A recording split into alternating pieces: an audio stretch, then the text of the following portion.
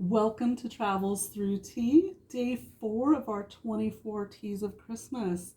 Today we're introducing High Mountain Oolong Tea. I want to show you this in contrast to yesterday's herbal infusion of the turmeric, where I told you I thought there was a little cinnamon in there. Look at this piece of cinnamon bark. Absolutely. So that's what yesterday looked like. This today is Oolong tea, black tea leaf from the Camellia sinensis plant. Quite a difference. So what is oolong tea? Oolong is a traditional Chinese tea. It's the one we tend to think of. We'll get into later on my website the difference between how tea is processed. Black tea, white tea, green tea, they all come from the Camellia sinensis plant. The difference between teas is very much how they're processed. For instance, oolong tea is oxidized for a certain amount of time before it is twisted and brought to its final fermentation point. So the other thing that I also want to point out with the oolong tea, besides it being one of the most traditional, is that this is high mountain oolong tea.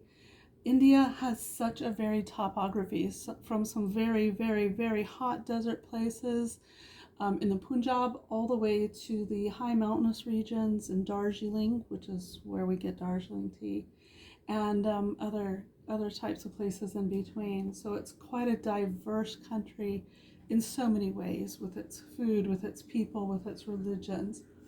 So let's take a look quickly here at this wonderful high mountain oolong tea.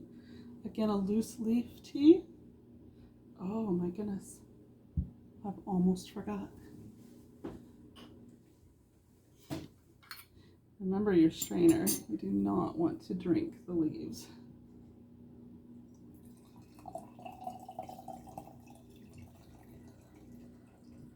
We'll let this one steep for about 4 minutes.